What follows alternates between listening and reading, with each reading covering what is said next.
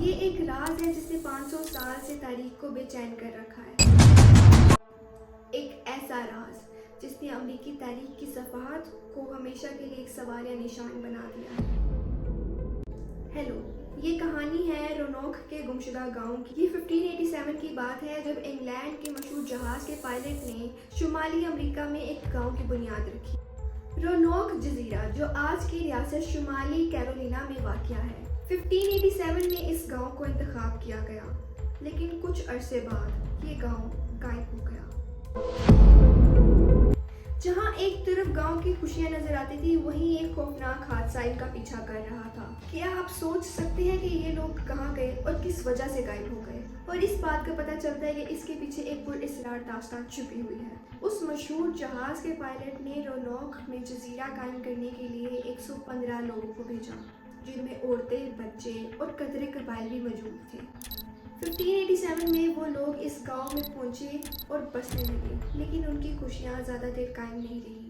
ابھی یہ لوگ یہاں بس ہی رہے تھے کہ ان کو مشکلات کا سامنا کرنا پڑا۔ کئی بار ان کے ساتھ مقامی قبائل کے لوگوں کا تنازع ہوا، اور اس کے ساتھ ساتھ ان کا کھانا پینا، طوفان اور دیگر مشکلات ان پر بوجھ بن گئی۔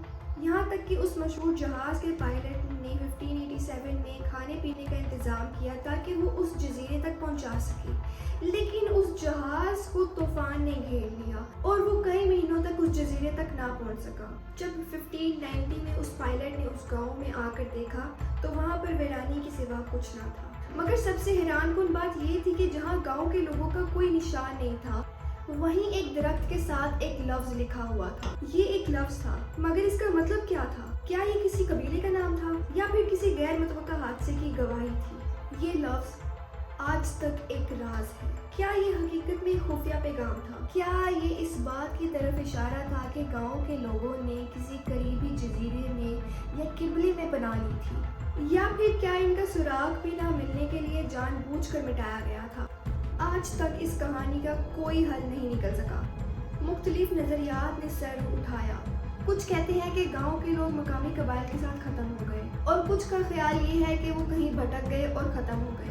رونوک کے گمشدہ گاؤں کی یہ کہانی آج بھی ایک راز ہے اور تاریخ میں ایک سوال کا نشان بنی ہوئی ہے۔ کیا یہ گاؤں واپس آیا تھا؟ شاید اس کا جواب ہمیں کبھی نہ ملے۔ آپ کیا سوچتے ہیں؟ کیا آپ کے خیال میں رونوک کے گمشدہ گاؤں واپس آیا ہوگا؟